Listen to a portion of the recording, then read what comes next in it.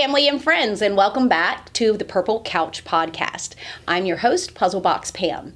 Today we have an amazing guest that's come into our studio, and this means so much to me because he's one of our locals that are here in Brevard County. His name is Cody, and he has been on the world of autism as much time as my son. So we're going to get a different perspective today from someone who's actually dealt with society, who's dealt with the pluses, the minuses, the social norms, just so our parents can get a feel for some hope.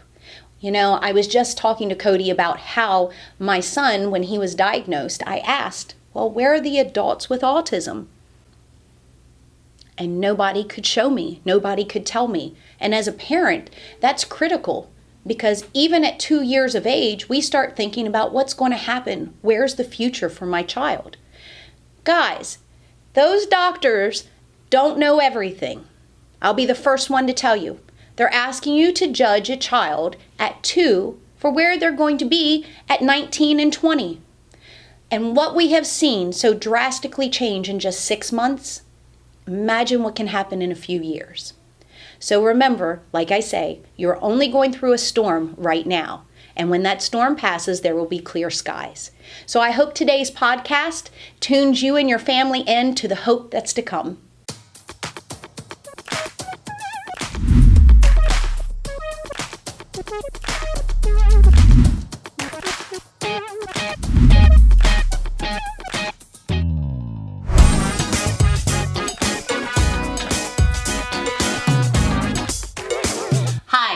Welcome to the Purple Couch Podcast.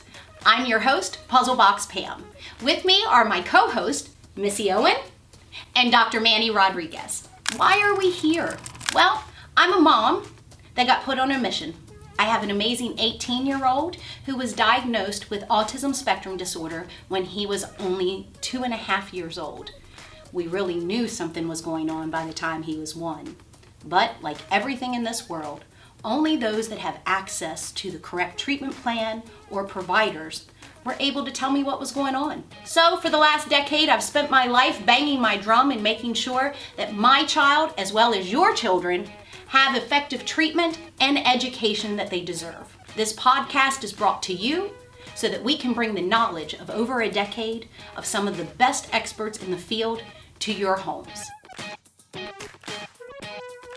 Hi, Cody. Welcome to the podcast. Thanks, Pam. I'm glad to be here. So, just give me a little background about yourself, about your autism. You know, I appreciate you coming here with me to be so open. That way we can share it with our kids and our families. But I want to know, how did you find out that you were autistic or on the spectrum?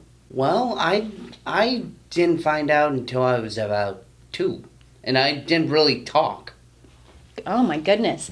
So who is your superhero? Mom, dad, grandma? I would have to say, since I spent most of my life with my grandmother. Oh, mine was my nanny.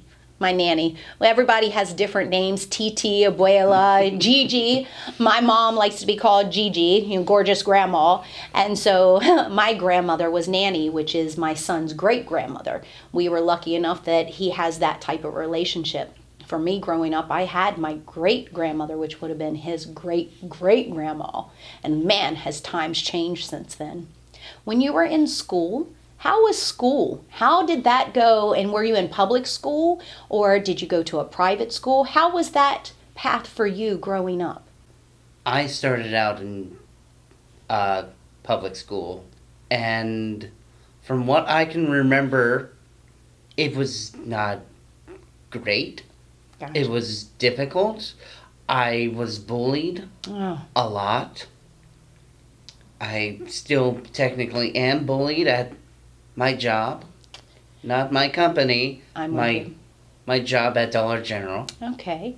There is a difference there. No, absolutely, because company culture versus the employees can sometimes make a big difference. And that all comes into education and training. So can you talk to me? Will you share with me so that our parents can understand some of that bullying that goes on when you were a child? Because obviously you still remember that, so that we can start educating people and showing them that just because we are a little different doesn't mean we're less. I mean, I was mocked, laughed at, called names. Every time I could not find the correct word I wanted to say, I would get mocked and then laughed at. I mean, there are times where I would vomit. Oh. I was trying to be nice, but I couldn't find another word. So. No, you're fine. And speak freely here. All of our parents, I mean, Cody, you got to understand, I'm talking to parents about some of their kids that still explore what's coming out of their bodies sometimes. And we need to be real with our parents because nobody else is talking about it. Nobody else is talking about how, here it is, as an adult, you're still being bullied because of social differences, because we don't fit this robot idea of what perfection is. Oh, because I don't walk this way, because I don't talk this way, then we're the outliers. And I'm okay with that. I don't know about you, but now that I've gotten a little older, and maybe it's because I'm after my 40s, that all of a sudden I'm like, oh, I really don't care what you think. I'm on the woo-woo train and I'm okay with that. So was it your stimming or, and can you tell our audience what your version of stimming is? Okay, so I had quite a few versions of stimming. I mean, sometimes I would do this. Sometimes I would do this. And growing up, my grandmother, she would look at me while I was doing this. It's like, stop it. Stop it. Stop it. It's like, no. Makes me feel comfortable and calm. Oh. Sometimes I'd do this and she'd be like, stop. What are you doing? It's like, I'm doing me. Oh, I love that. My son is a jumper. So I used to call him Butterfly Boy. I was like, all right, Butterfly Boy, what are we doing today? And until he was probably about 12, he couldn't express to me until finally I was like, Loki, can you help me understand? How does this make you feel? And he was like, well, Mom, just energy. I feel good inside. And so it wasn't until probably about 3 years ago, when I had gotten into meditation that I realized, oh my goodness, that is like complete meditation all in one for those that are on the spectrum that can stim. Almost like I was jealous because I'm going, oh my gosh, I've been really working hard at quieting my brain. And for my son, that's how he quiets his brain, is that his stimming causes his whole body to go into like almost like a ketosis that, oh, I'm in my own little world right now. I can block out all of this distraction. How does that work for you? Well, I can't remember the feeling of why I did the arm flapping. I just did that randomly. Okay. But my new method of stimming is a lot more vocal. Sometimes if I ever get bored or emotionally depressed in my head and I don't want to do my work at Dollar General, I would randomly start asking people questions. Like, what's your favorite cheesecake? Oh my goodness. I would tell you I don't eat cheesecake. It's a texture thing. See? I'm telling you, I'm right there with you. No. But yeah, I would ask that repeatedly, like 3 times in a row, and like the first few times I wouldn't answer, and then people would give me the, I gave you an answer to that already. Why don't you just shut up and... Oh my goodness. And it's just ignorant people. That's what I have. That's why we're doing the podcast, because we just need to get knowledge out there for people to understand. Sometimes in the workplace, when someone is stimming, you don't even realize it because you've made it a social norm. Meaning, have you seen the people at work that use pens and go tick, tick, tick, tick, tick, tick, tick, tick, tick, tick, tick, tick, tick? That's their form of stimming. See? So you have your fidget with you. So the other part is, how about the ladies in high heels that they've got the leg shake? I'm like, that's a form of stimming. But because we've made it socially acceptable in those cases, when there's something new introduced, then that's different. And if it's different, then it's scary.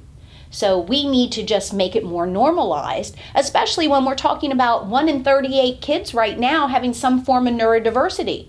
So we've got to start educating those of us that are behind the curve. We've got to start education, because education is power. And just like what Cody's experiencing at his job at Dollar General, this is the same type of experiences many children find, whether they're at a high school football game, a high school basketball game. What about even at your local restaurant?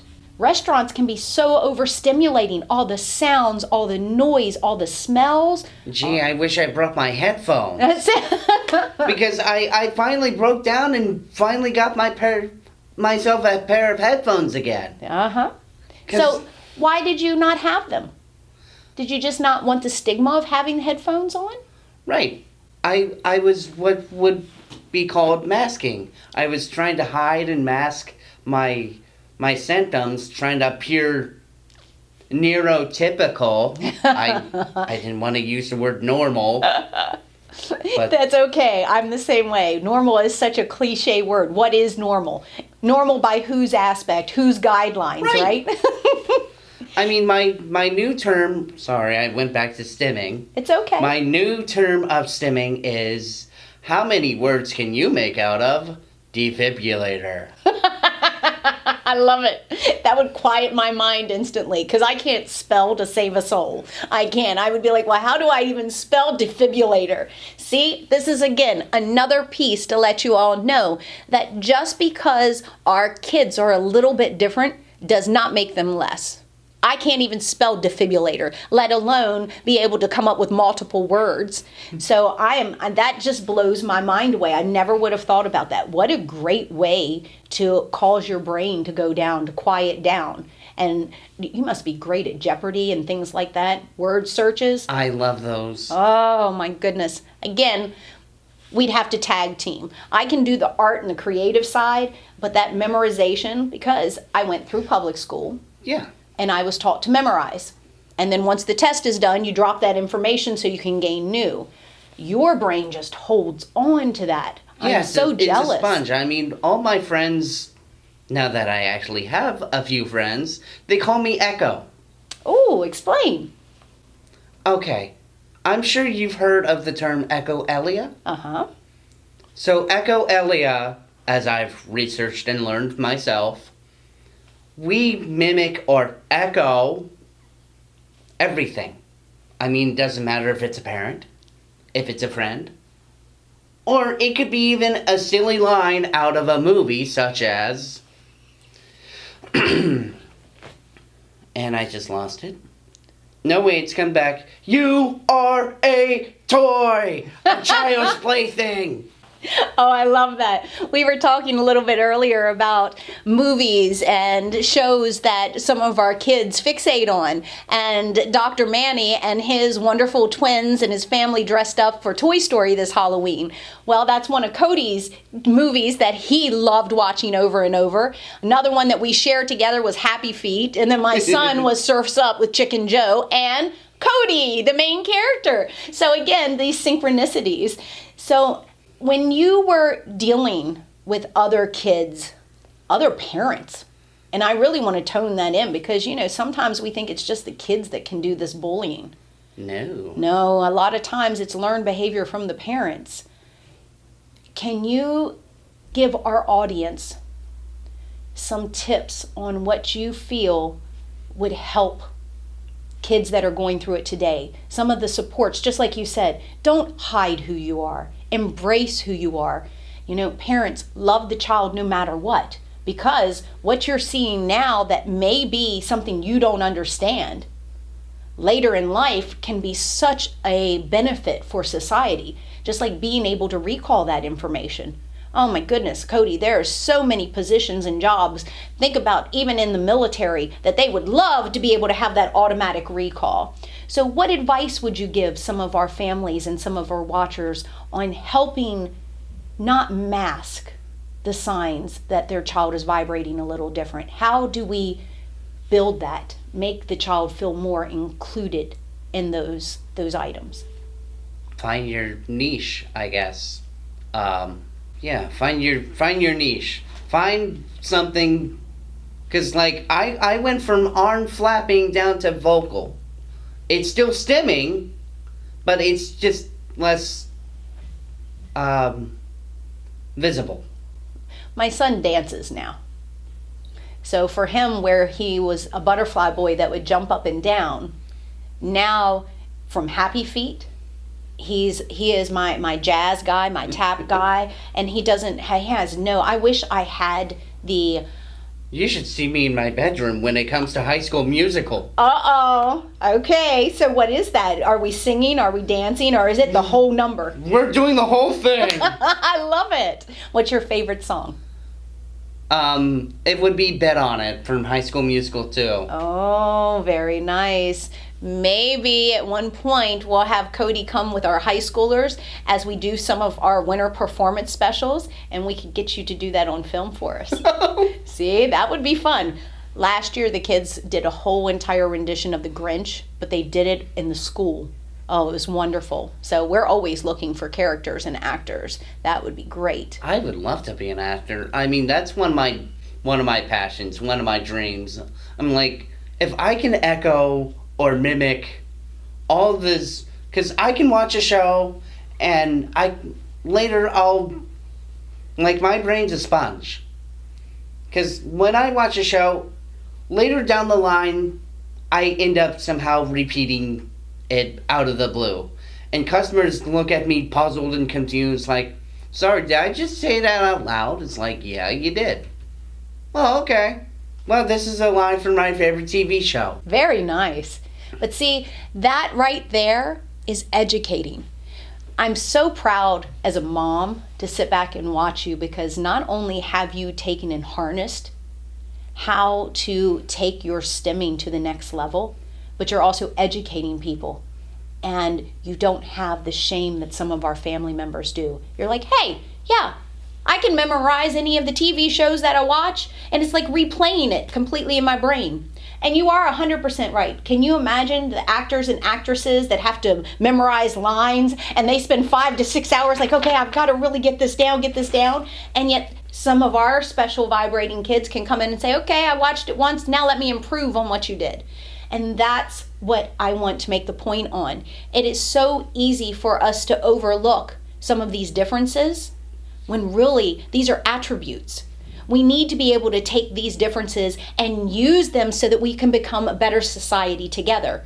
All of you actors and actresses out there, I know you're listening in and you're going, oh my gosh, if I could have watched Bed Knobs and Broomsticks and then redid it because I could memorize it, we would have had an entire different generation of redone movies. Haven't you seen that now? All of the movies coming back are like from the 1980s, and it's like, well, where's the original ones? No, we're just redoing them. Maybe the Goonies could be a good one to redo.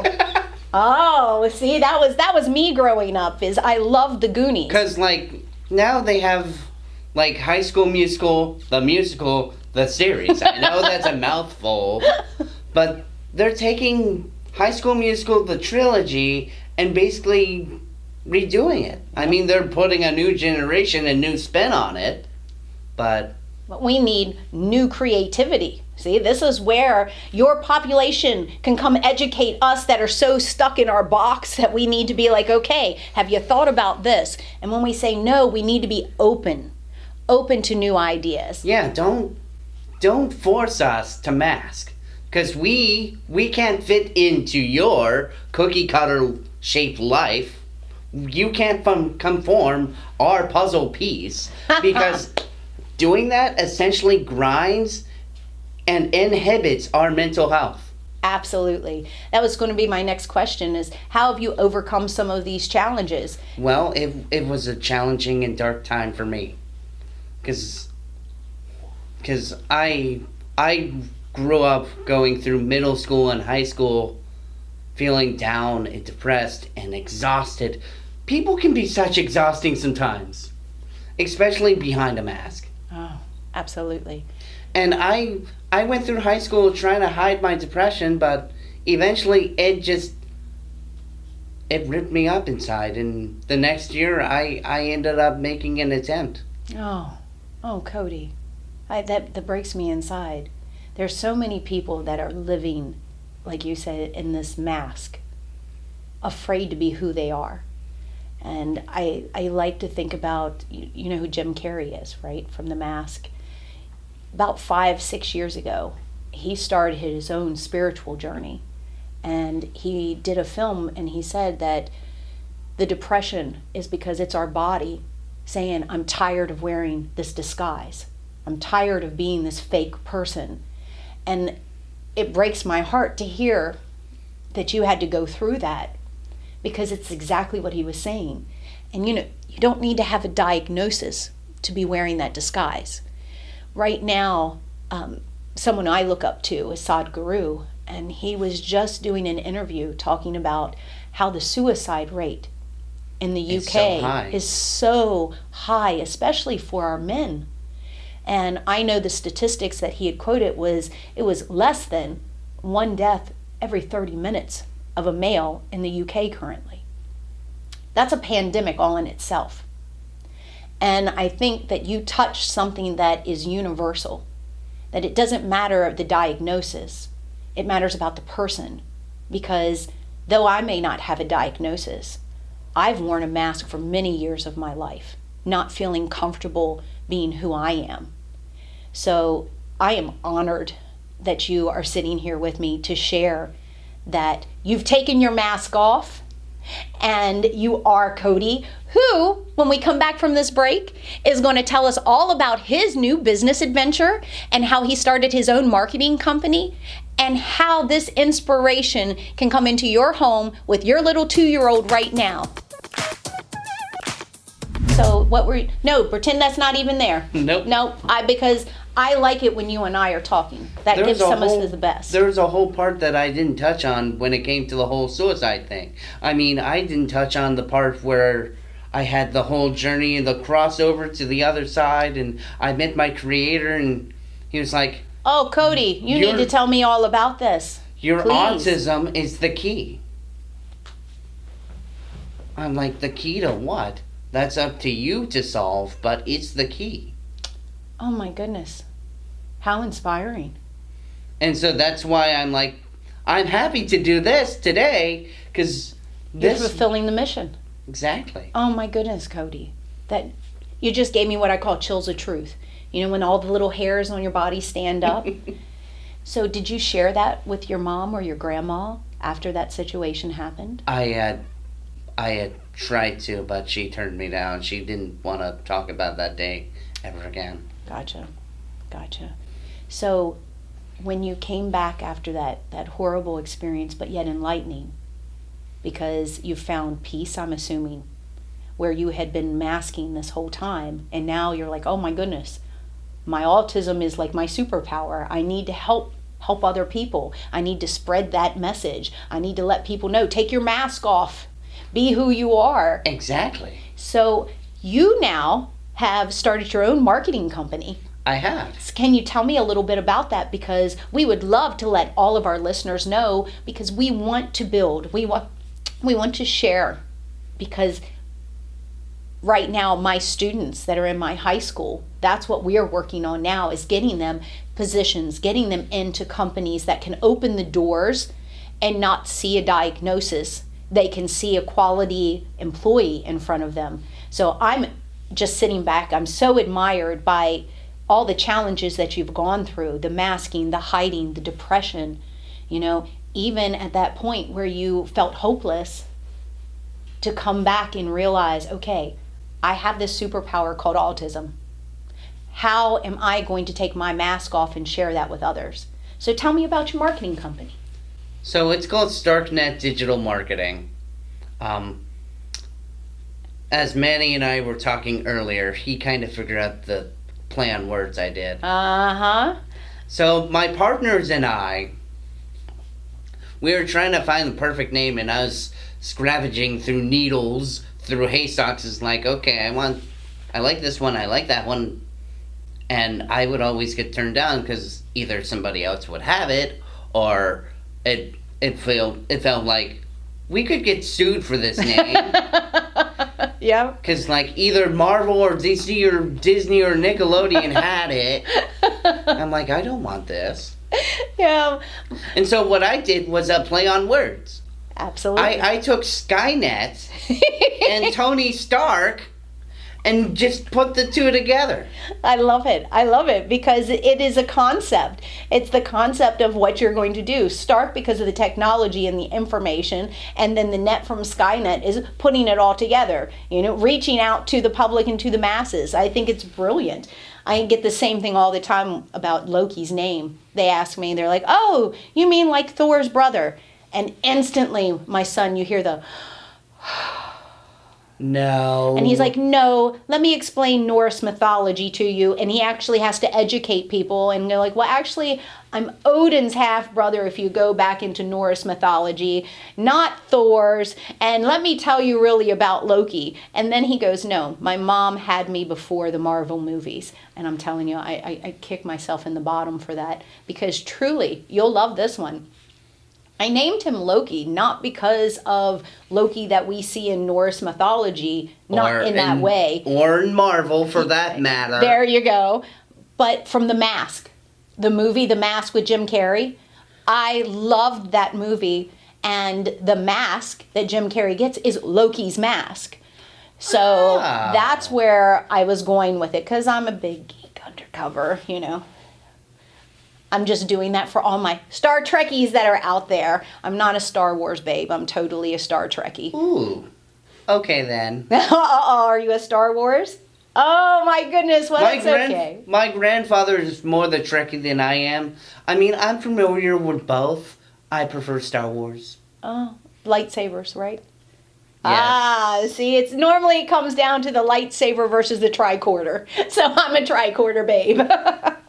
So let's go back into your company. So the marketing, what type of marketing are you doing? Are we doing web promotion, graphic design? What do you enjoy doing in your business world? So when it comes to Starknet, I help small businesses with what they need to get traffic into or on their website. Very nice. Very nice. And you said you were working with a team, so it's more than just you, correct? How important is that team? I know that we were talking about your position at Dollar General and how you had a really great manager, and that's how it kind of opened the door for you. Can you give our community just a little insight on how important that position of having a good role model, a good coach in your employment, how much that means to you? It means a lot. At first I was even afraid to tell her, because I get into this trance of going from job to job, employer, and I would always ponder the question, who can I trust the most with this top secret information that I hold inside? Yeah. And before Dollar General, I worked at Dunkin', and I thought Dunkin' would be a key.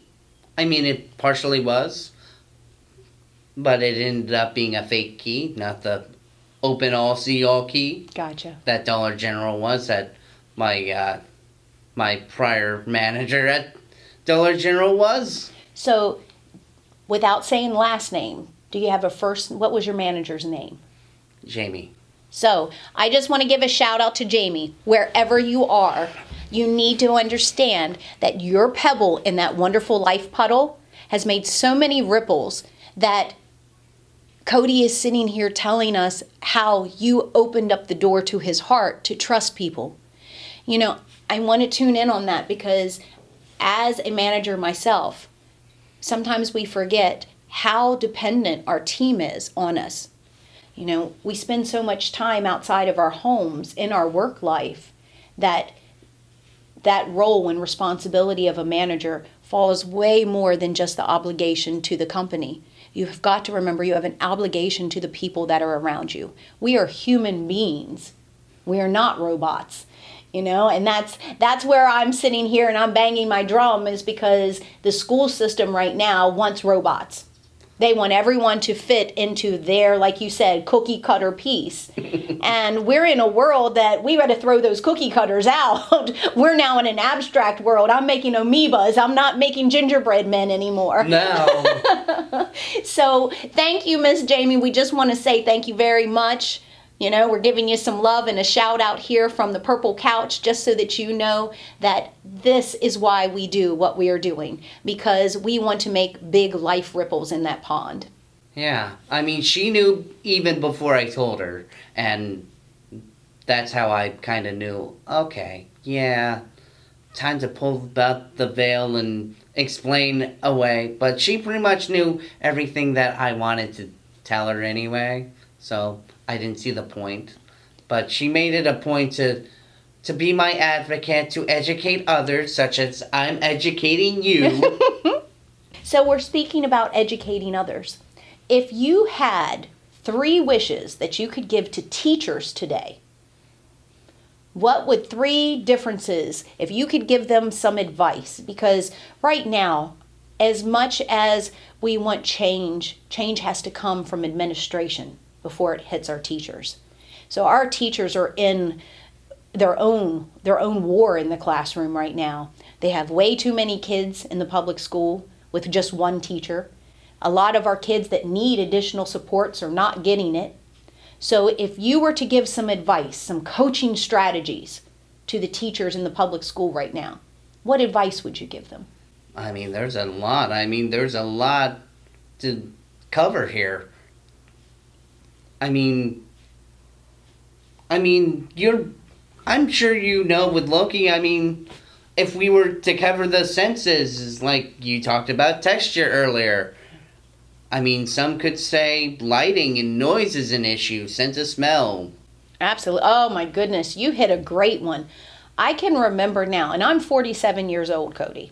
I can remember one of my teachers, I won't say her name because we called her, everyone has their own little cliches. But the perfume alone, I can remember, and this I'm going back to 9th grade. So I can relive right now at 47 the smell that this teacher, because we could hear her heels coming down the hallway. So it was like a horse. It was like clunk, clunk, clunk, clunk, and the smell would hit you before. And so taking that into account, that could set a kid off.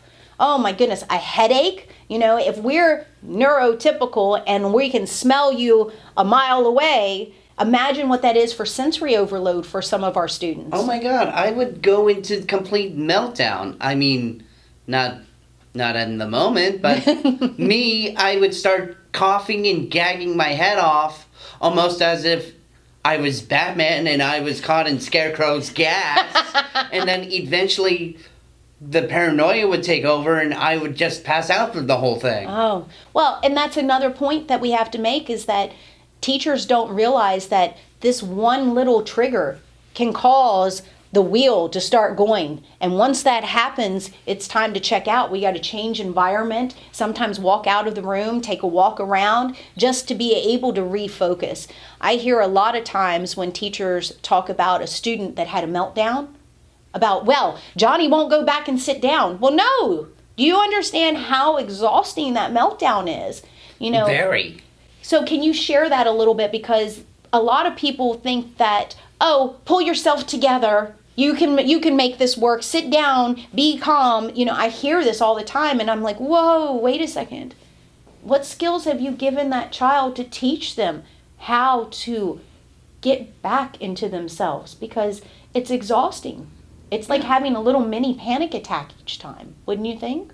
Yeah, definitely. As a perfect example, I remember my first time I worked at Wendy's, because I worked there twice. My first time, I would get super clingy to one of my coworkers. I was just doing it because, let me try to mimic you and see if I can do what you're doing. Monkey see, monkey do. And so I got called out on it. And no one liked that. And eventually people started calling me out because, I think of it as the line of dominoes. When one person starts doing it, they all start doing it. And when they all start doing it, all the lights and the attention are on you. And I couldn't do it. And so I would just get up, storm out of the room. At the time, I I used a cuss word. That's okay. That's okay. Do you know that they say some people that use profanity, it's just because their brains are focusing more highly active than others, and it's because you want to be your authentic self. And I just stormed out of the building, and I apparently did that in front of customers that day. Where was the coaching? Where was the mentoring? And that's where we want to come back into our employers. We want to let you know that in this situation, it all could have been averted if we would have had open communication and dialogue. So what does that mean? That means that when your human resource director sits down and offers a position to a new employee, they're not just a number. You know, we talked about this a couple weeks ago in the podcast, and I'm going against the norm now, is by saying that our employees are family members. They need to be family members because you need to understand that employee not just as a number, but as a human being. If we start treating each other like human beings, then we would know that an employee like Cody, who wants to come to work, wants to show up on time, wants to do the best job possible, needed a peer model. That's what he's saying when he was mimicking that employee. It was that he wanted to be the best employee he could be, so he was taking someone that he admired and he was replicating what they did. All that would have taken was a little coaching from a manager to say, hey, Miss Smith or Mr. Smith, Cody here would like to watch and shadow you. He's going to emulate what you're doing so that he can be as good of an employee as you are. But instead, we didn't have those conversations.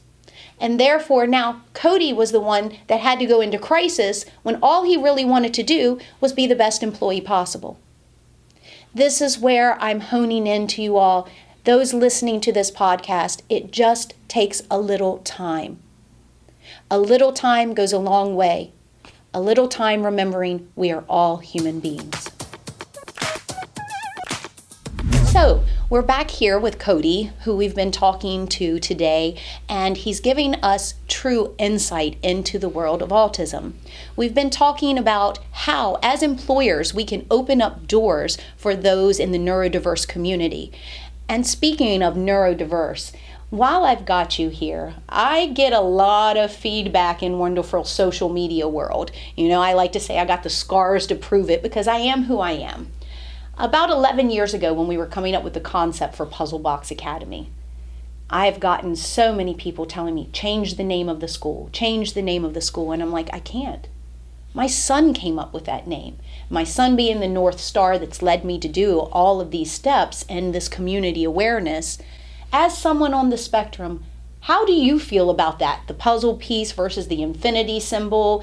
Is it really a symbol or is it more about the person? It's more about the person. The mission. We got to get the mission, right? Exactly. So how about you? As we're sharing this mission with the community, what would you like to see? Where would you like to see growth for you in the next 5 years? I would like to feel open and welcome, and I know that's generic, but I don't think it's generic. I think that that's core. I think open and welcome. You know, that got me a little emotional because something so simplistic we automatically generalize as generic. But it is that simple. It is that simplistic. To be open with one another, to accept one another. This is what it's all about. We are all human beings. Your blood, my blood, Dr. Manny's blood, Missy's blood, it's all the same. And I'm going to go into a conversation that I had with Dr. Manny earlier and go, I wish the world didn't feel like a giant machine that I can't make a scratch or dent in. Oh, it's so... I didn't even know you all had that conversation. Yeah. So the whole conversation was brought up because I play a Star Wars video game. And there's this main character, Cal Kestis, from Jedi Survivor. And during one of the missions, he goes into this whole thing of the empire is just one big machine that just keeps moving and moving. And like you have these, at the time during where the game took place, you have handfuls of rebels that are trying to bring it down, but they're not making any progress because the empire is just growing bigger and bigger every day. That's how I feel like when I'm alone and I'm fighting for autism, trying to get it, to a place where it's welcome, almost like Charles Xavier from X-Men wanted to do. Absolutely. Absolutely, Cody. And right there, ladies and gentlemen, that is what we're talking about. From the school system to our work environment to our community. We are not a machine. We are human beings. So even the simplistic opening of listening and caring, that's what we all want. And it doesn't matter your color, your sex, your creed, your religious background, especially in the times that we're in today. We just need to be open and accepting of all. So guys, until next time, we'll see you next week on the Purple Couch Podcast.